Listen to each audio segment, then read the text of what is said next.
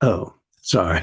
Somebody sent me a. The movie I was mentioning is called Sinners. It's the writer director who wrote and directed Black Panther, among others, uh, and a very dear friend of my wife's. She was his. She was his teacher in college and helped him get started as a screenwriter. Um, okay, so we are going to start with the period of meditation, and and then we'll get on the beam here, so called.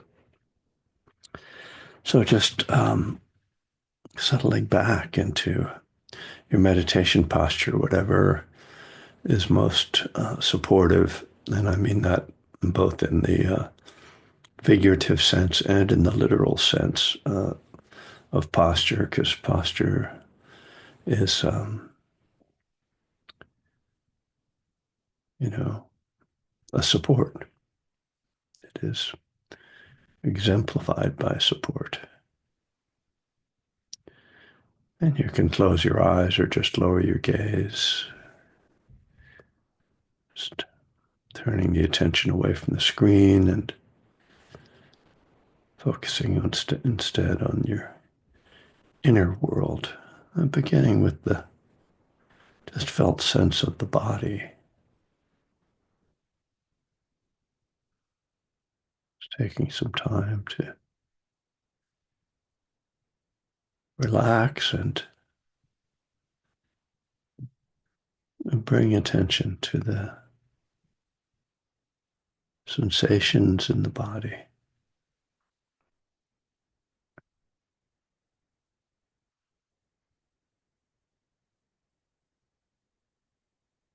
And more specifically, the sensations of breath in the body.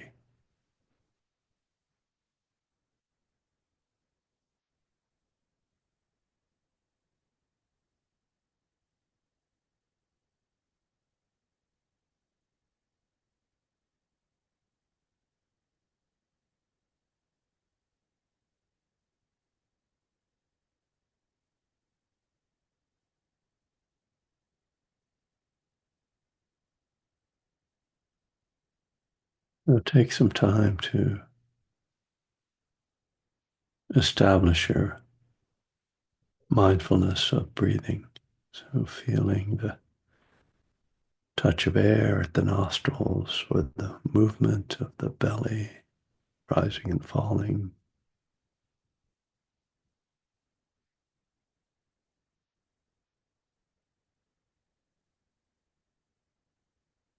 I'm not trying to block out everything else, but just let the breath come to the foreground of awareness.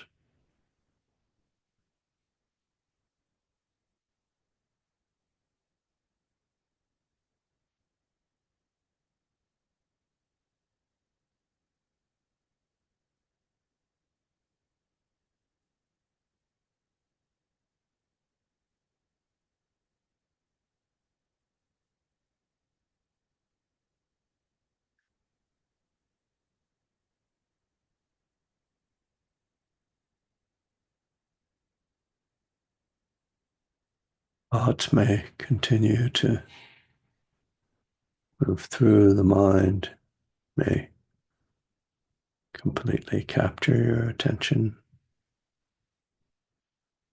at times.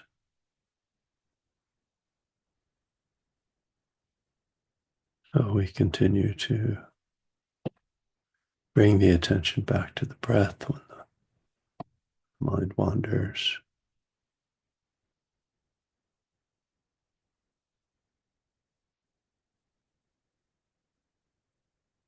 There may be times when you can be aware of the breath even as thoughts are moving through. So maybe not a precise attention on every minute sensation of breath, but just awareness of in and out. And then having a a wider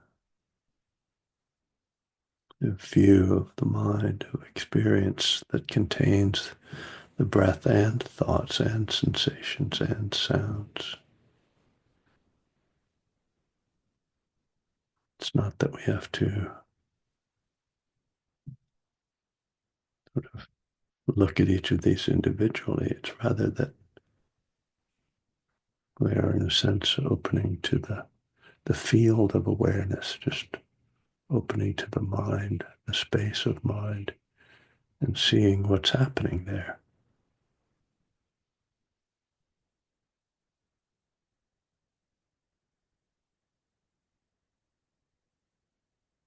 And this is a subtle shift in perspective. In a sense, we're pulling back a little bit. Our point of view is more broad,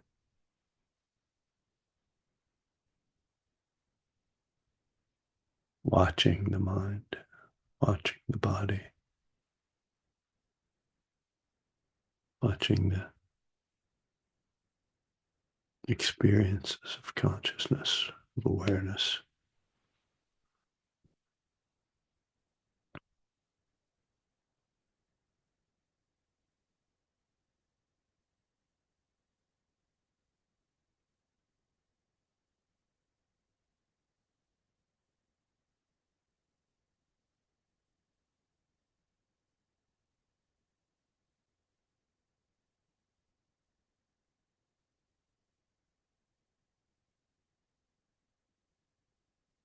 At other times, we may want to narrow the focus, come in very close to the breath, just feel each nuance of sensation in breathing in, breathing out.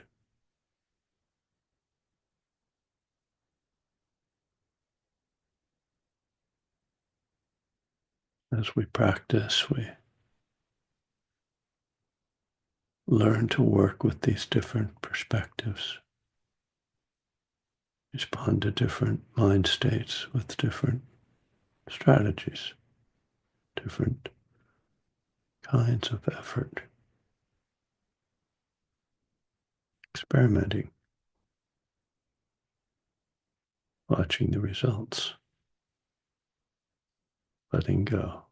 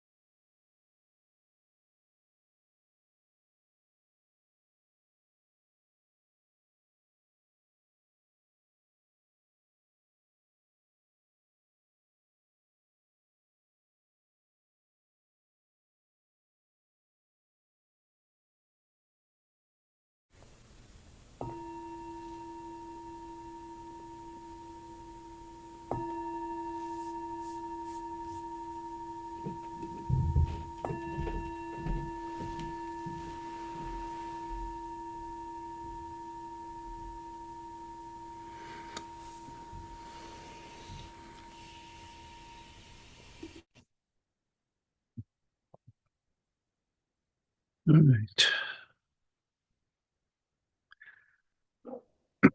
Mm. Nice to have a little quiet time. Hope everyone is doing well this morning, uh, or whatever you know time it might be wherever you are. What did I want to mention? Let's see. On Monday, I've been invited to speak at a AA meeting in the UK, which will be at noon here, apparently. I'll try to dig up the information on it. But well, I, how will I do that? There's a flyer they sent me. Uh, well, maybe later. It's like one of those emails buried somewhere in my list. I have been, writing a bit, and that kind of gives me some topics to look at for us, and I'm kind of just writing on this very simple theme of letting go, what that means, and actually, I do find it interesting that we have these sort of uh, terms that we use that often don't get defined and can't really be taken literally because letting go suggests that there's a physical holding, um, and typically we're not talking about that kind of physical holding. So letting go of a thought, we don't really let go of a thought, but there are things that we do. We turn our attention. Typically, we become aware of a thought first, and if we're very often when you just become aware of a thought, it kind of goes away, and that's one of the kind of mysteries of the mind, as well as just of meditation. That why is it that and I'm sure you've all had this experience that as soon as I realize, oh, I'm thinking about that, it stops or you stop.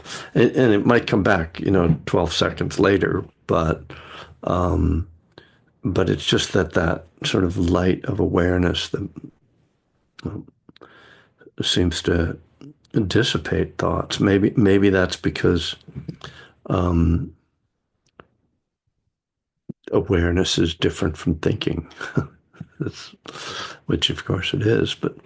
Um, But then there are all these sort of strategies, right, for letting go of thoughts, or really, I would have to say, getting rid of thoughts, or getting away from thoughts, or quieting thoughts. Um, and a lot of what we do in meditation is kind of trying to figure this out. And I was thinking about how, like I can be aware, I can be somewhat aware of thoughts when I'm meditating, but a lot of the time I'm not. I get lost and then come back, lost, come back. And we realize how much when I'm not meditating, thoughts are just kind of running the whole show. Yeah, it's not that we're not aware of thoughts outside of meditation, but certainly much less. And it is, I think, one of the really important aspects of having a mindfulness practice is to try to have awareness of thoughts outside of meditation, because that's when the thoughts have the most impact in a way, because their thoughts are always behind our actions, behind our words, and so when we speak based on a thought or act based on a thought, it starts to have real implications and effects of our lives. And so it's certainly not enough to just be mindful of thinking when you're meditating, which is why the term training, uh, when applied to the practice of mindfulness meditation, is a useful one, that we're training ourselves uh, to be more aware. And then that training hopefully um, becomes uh, activated and applied in our lives, in our daily lives. So, so yeah, just to talk a little bit about some of the ways to work with thoughts, I guess is, maybe even a better term than letting go of thoughts. Because the traditional idea, and I think I might have been talking about this. I know I'd been read it recently, that Bhikkhu Bodhi's from Bhikkhu Bodhi, but really this is the very traditional instruction from a long time ago, not from the suttas, but from the commentaries, the Visuddhimagga, that the at the beginning of our practice, at the beginning of a period of meditation, we first apply the attention, or we have initial attention, and the and Bhikkhu Bodhi, I think this might be his personal image. Not sure where else it would have come from. Uh, Describes it as a hammer hitting a nail into wood. And so the attention, let's say, I'd say the effort is the hammer, the attention is the nail, and the breath is the wood. That makes sense. So we're trying, and that's, a pretty forceful image, right? More so than just sort of gently bringing your attention to the breath. It's like, boom, go right into it. And this is, relates to this idea of one pointedness, of like really going in there. So that's one approach. I have to confess, or I don't have to, but I will anyway, that it doesn't really, I'm not able to really do much with that. I can, for a moment, start with that, but my attention seems to dissipate very quickly. And because the next aspect, so these are vitakka and vichara in Pali, the vichara is sustaining the attention. I don't know what that has to do with the nail and wood at that point, because once it's in the wood, you would think it would stay. But in any case, the difficulty, I think, for all of us, and this is what concentration is about, right? Is sustaining the attention. It's not that difficult to just go like a bang. Okay, there's my breath. I feel that, or whatever. I feel my arms. I feel my, I'm aware of, my mantra, or I'm listening to something. Just to initially be mindful, like direct the attention to an object and be mindful of it. That's not so difficult. What's difficult is sustaining it. And it is sustaining it that allows for really most of the benefits of meditation. The sustaining it allows you to relax and become more peaceful. It also allows your mind to become more clear and penetrating in its clarity and thus wisdom and insight, because it's not clouded uh, by all the rambling thoughts of desire and aversion, the sort of two hindrances that are most obstructive to our clarity. So that's always been the my main interest, I think, in developing concentration is the sustaining aspect of it.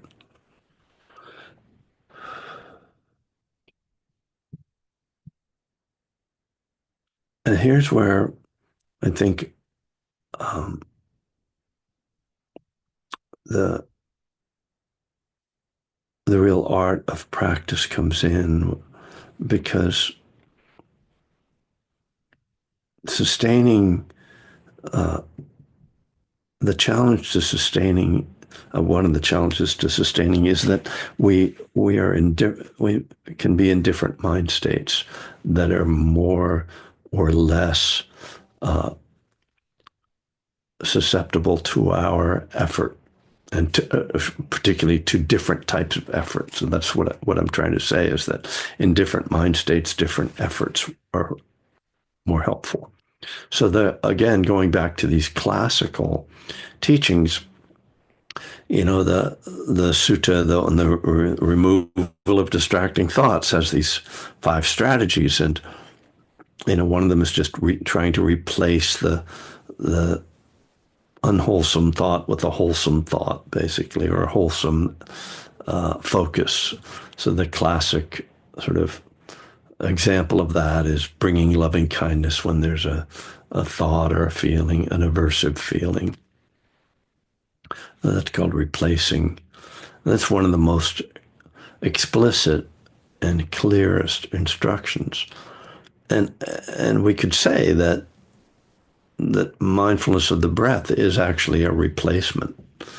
It's already, we're replacing distraction with paying attention to the breath. But the implication of these 5 strategies is that we're almost beyond that. That we're a little bit just too disturbed to even settle with the breath, and so we need these alternative strategies. And there's the one one of them is to imagine that your thoughts are a corpse hanging around your neck. So it's kind of trying to shame you into letting go of the thought, is the way that image works. It's a pretty harsh one. There's one that's just like look away, which can be helpful, when you see you're spinning on something, like, oh, just let me not focus on that. But again, you have to have something to focus on, so that you're going to look away and look at what? Well, I guess I would say look at the breath. Um, the the other was one that's about kind of reverse engineering. How did I get here? What's the causal uh, process? What are the steps in causality that have brought my mind to this place? Which can be an interesting reflection, but really, to me, is more kind of stirs up more thinking, and can become very analytical. So maybe I don't quite understand that one, but it's the way it's described in the sutras. It's like, oh, I'm running, and so I'll slow down and I'll walk, and then I'm walking and I'll slow down and I'll sit. Then I'm sitting, I'll just lie down. So it's this gradual settling of energy. So when I first encountered that teaching, I thought of it as just really an energetic process, which is also another helpful way of letting go. And I find, like sometimes connecting with the body rather than the mind. Most of the time, actually, for me, connecting with the body rather than the mind is more helpful in regard to dealing with thoughts, which is sort of counterintuitive. You would think, oh, well, my mind is busy, I need to do something with my mind. But I think a lot of times I find it more helpful to just look away from the mind and look somewhere else, which is like one of those strategies, right? But to look at the body, and but particularly in this case, to intentionally settle the body. And typically I would do this with the breath as I exhale, just like you're, and almost imagining that there's energy in your body that's just settling and settling and settling. Well, that's the fourth one. The fifth one is the beating down, which is not a great strategy that I've ever been able to use. But it's, and the Buddha's kind of saying, well, if you're really just, your mind is just like overwhelmed, just like stop, assert uh, assert yourself that I am not going to think about this, which again is something you can kind of relate to in certain circumstances, right? When it's like, oh, just stop, and to be very forceful, and of course that's not something you can just do all the time, but it's kind of when there's this energy, one, very intense energy that you can kind of intensely push back. It's not a way to operate in the long term, but could be solve an immediate crisis moment.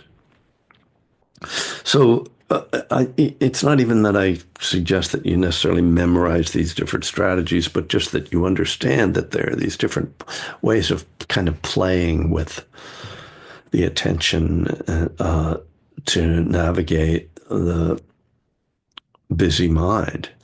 So that's that was that's one approach, right? And so this is like traditional out of the suttas. But what I find, what I fall back on oftentimes is more of what I would call a spacious approach.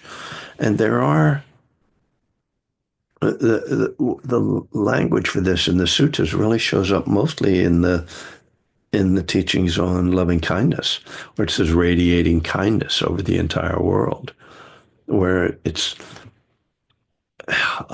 encouraging us to experience our awareness, experience the mind as something bigger than just this head. It's like, there can be this feeling like your thoughts are just kind of like go across your head, right? And you're thinking. I mean, it's an interesting thing. Is it a starting point of this is to notice when you're meditating where in space it seems that your thoughts exist.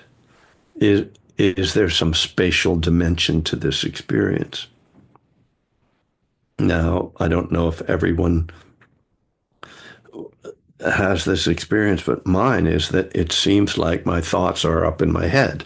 Now, that might just be cultural conditioning, because famously, in Asia, people talk about the mind as being in the heart. Got to sit up, so instead of pointing to I'm thinking, it's like, ow, sorry, dropping books with the Majjhima Nikaya on my lap. Sorry, I hit my hand on the table. Love you. Okay, that you go, oh, I'm thinking, and you put your hand on your heart, right? So maybe that's where someone who's trained culturally to think of the mind as being in the chest or in the heart would point. I don't know, or would sense it in space. But either way, it's spatial, right?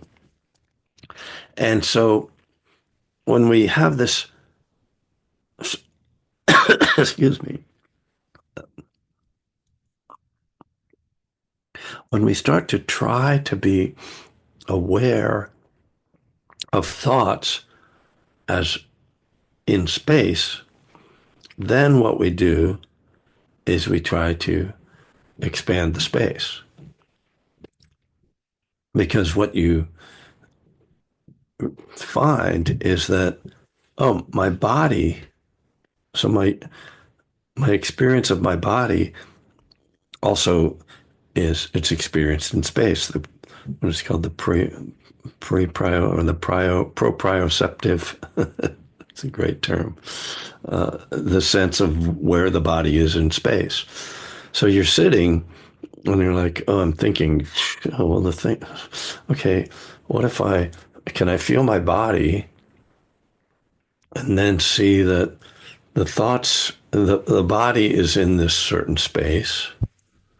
I feel that from head to toe, from toe to head, arms. And I see, oh, there's thoughts that are in space too. And then when you add a third dimension, which is sound, then sound happens out here. Where is sound in space? Where are you hearing sound? And you can a good way to, if you're not sort of attuned to this way of perceiving sound, try putting on headphones and listen to Jimi Hendrix, and you'll see that. I mean, Hendrix is a good. I recommend him because he uses panning, right? They move the sound of the guitar, the sound of the instruments across the stereo spectrum. And you realize, oh, those are things are happening in space. They're trying to mimic in a recording. What they do in a recording studio is they place different instruments and voices in different spots in the stereo spectrum, right? And what they're trying to do is mimic the effect of being in a live space where instruments are in different places. And you're sitting in front of a band, and the guitar's on the left, and the bass player's on the right, and the drummer's in the middle, and you're hearing everything coming from these different places. I don't know if I'm losing you here, but try to stay with me. Thank you, John, for the thumbs up. So we in meditation we do the same thing. We kind of note, like right now I can hear footsteps upstairs, and even though I have earbuds in, I can hear that they're over here, right? So and I can hear that there particularly there's a distance, and that's sound is particularly helpful for this because there can be many sounds that are coming from a distance, and yet you're listening to them, and so your experience of them in consciousness is that they're out there, and that means that your mind is also out there. And so now you're starting to, and so instead of pointing to, so what you're trying to do is be aware of the object, the sound, the sensations, the thoughts, the breath, and here's the breath, or the breath might be in your belly. And then you're aware of the object, but then there's a subtle shift where you're aware of just the space itself. And you don't have to stop being aware of the objects, but you're aware that you're experiencing them in this space. Now, this is very different from a hammer banging a nail into a piece of wood. In that one-pointedness. This is the opposite of one-pointedness. This is spatial awareness, vastness of mind. The sutta, the loving kindness phrases. There's one where it says, abundant, exalted. No, right before that it says, okay. Well, anyway, it says abundant, exalted, immeasurable. So this is a description of loving kindness. But abundant, exalted, immeasurable, you see that it's just this vast energy. Loving kindness is this vast, limitless energy. So that loving kindness can be a good way, practicing loving kindness and radiating it over the entire world can be a good way to start to sense this spatial quality of mind in a different way from how I'm just describing it. So, and I believe that the first time I actually had this, my first recollection of having this sense of like, oh man, there's like this vastness, was at the end of my first retreat, where the teacher guided a meditation, a loving kindness meditation, and we ended up like with this vast perspective, like, oh, like loving kindness throughout the universe. And then my mind is like, okay, it's like universal. My mind is encompassing the universe. So this spatial method, it's also in Zen they call this big mind. And Joseph Goldstein has a meditation that you can find on Dharma Seed, which I recommend listening to. He takes you, he has a great way of guiding you into big mind. It's called Big Mind Meditation. So pretty easy to find on Dharma Seed. He teaches it at the end of retreats typically because it's a more conducive practice when you're already somewhat settled. So, I'm just kind of taking you through these different perspectives and different strategies for, quote, letting go of thoughts. The They all have their limitations. Um, the spatial, the opening the mind to space has the risk of becoming spaced out, not to put too fine a point on it, but of kind of like drifting. The hammering the nail or trying to look really closely, the way it manifests for me is that it's like the front door is closed, but the back doors, there's nobody watching the back door. So it's like the thoughts seem to start slipping in back here, and I'm thinking and completely lost because I didn't have an open enough awareness. I didn't realize uh, all that was going on because that kind of one pointedness to me is very, it's kind of clinging, and I have to say that I'm not good at it, but that doesn't mean you aren't. you know and this is why I think it's important to hear and practice, try out different strategies of meditation, because what works for one person doesn't work for another. This is one of the failings of meditation teachers, is that, oh, this worked for me, so it'll work for everybody. It's like, that's not necessarily true, you know. And we can become very, you know, determined that our own strategy is right because it worked for us and we've had such great benefit from it. And I think that's you have to really watch out for that. So it's really helpful to explore these different strategies. And I'll try to. I'm going to say two more things, but I might forget the second one once I start the first one.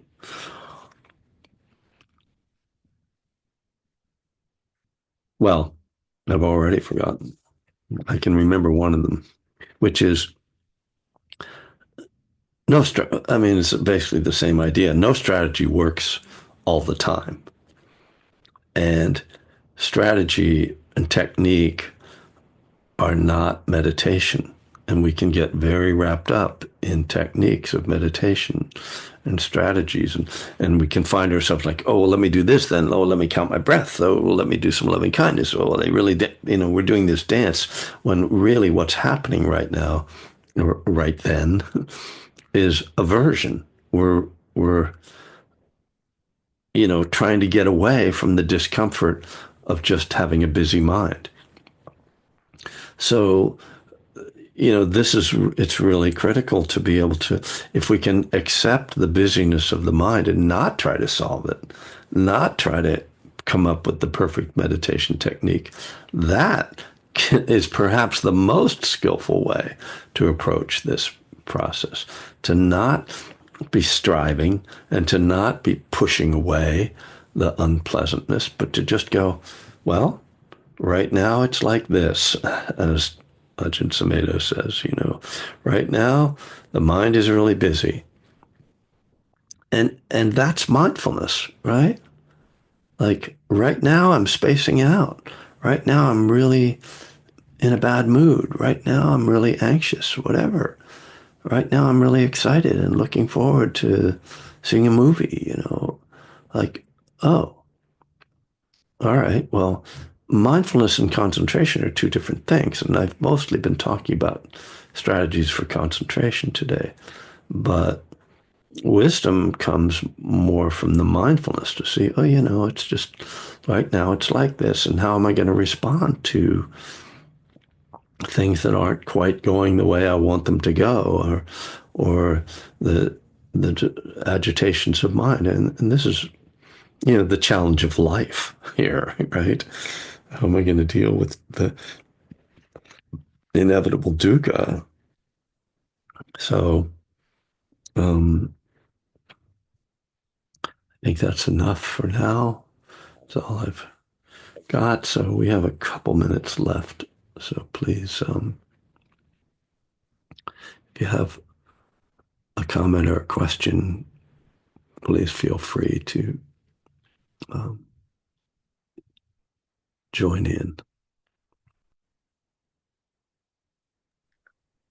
And say I like your Laughing Buddha artwork behind you. Oh yeah, thank you. Yeah, that's it. Who was that? I wasn't. I didn't. I was looking at a That was different. Robert.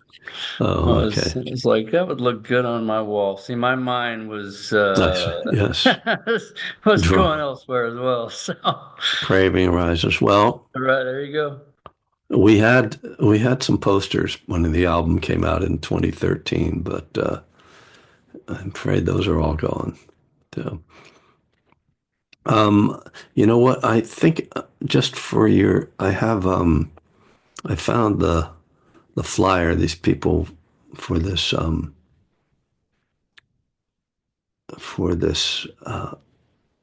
AA meeting I'm going to speak at. Um, and let me, I don't know how I can, let me just share my screen for a minute. And so if you're interested, you can quickly, I don't know, take a screenshot or write down because they don't have a Zoom link. They have a Zoom ID. So, and it's on a PDF flyer that they sent me. So I'm going to briefly share my screen if I can remember how to do that. How do we do that these days? Oh, share. Click that. Duh. Come on. Okay, here we go. Uh, is that showing up? Okay. So you can see it's called Nightly Meditation Circle. It's called Just for Tonight. Somewhere in the UK. Step 11. And that's somebody else was speaking that day, but this is next Monday, and it will be Kevin Griffin. Uh, so maybe catch the Zoom ID, um, and so if you're interested, so it'll be noon. I guess BST is at British Standard Time. I don't know. I thought they used the Greenwich Mean Time there, but anyway, there you go. I will unshare. That's Stop. April 21st, Kevin. Is that yeah, it's Easter Monday, as they say. Right I on. don't know. I don't know why Easter gets a Monday as well as a Sunday, but there you go. Guess it's a holiday for some people. Okay. Let's, anything else anybody wants to share before we call That, it a just one day? thing that came up for me. Mm-hmm. Good to see everybody. The John Lennon song, Tomorrow Never Knows. Turn off Uh-huh. the mind, relax, and float downstream. It is dying. It is not dying. I remember that being, everybody thought that was drug talk Mm-hmm. back then. And Well, now I read it today, laying down all thoughts, surrender to the void. It is shining. It sounds pretty positive, doesn't it?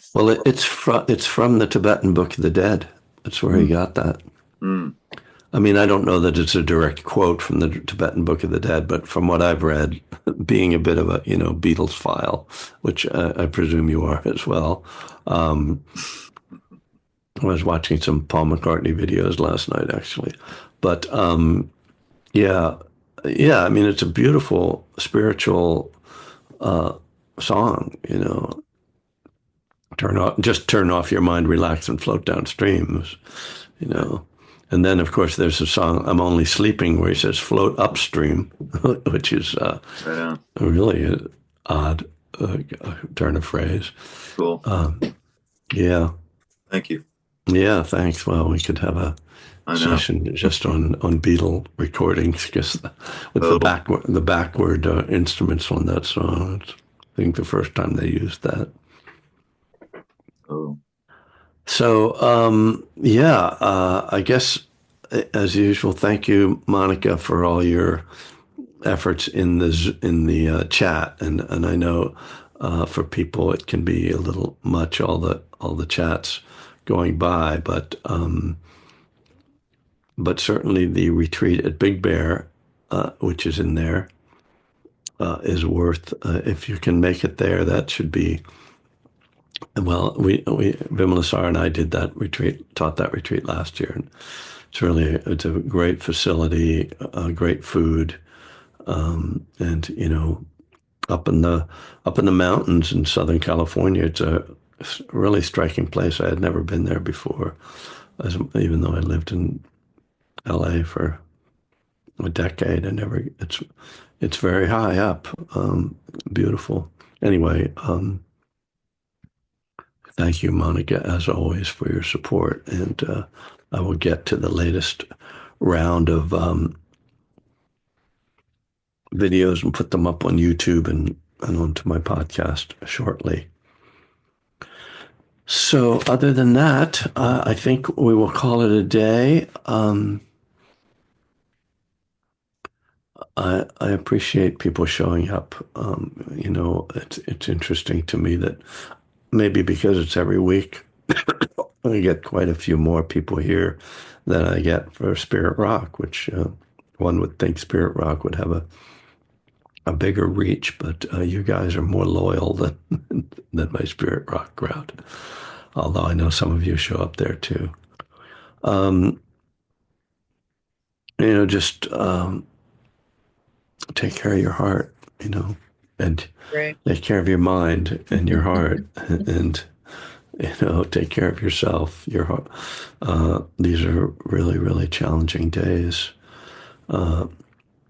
heartbreaking days, and Well, I sure feel it. we just have to keep, showing up one day at a time.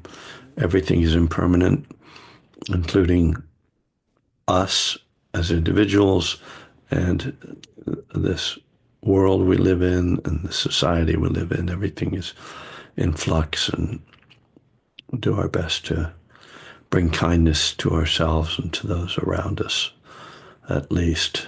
So, Thanks, Monica. You help us manage that, Kevin. You help us manage that. That's why we're here on Tuesdays. thanks, Steve. Thank you. Thanks, everybody. All right. Good to be back. Thank you. Yeah. Thanks, Kevin. Okay, Mike. Take care. Thanks, Kevin. Thank you, Monica. All right. I'm going to end it with the 3, 2, 1. Boom.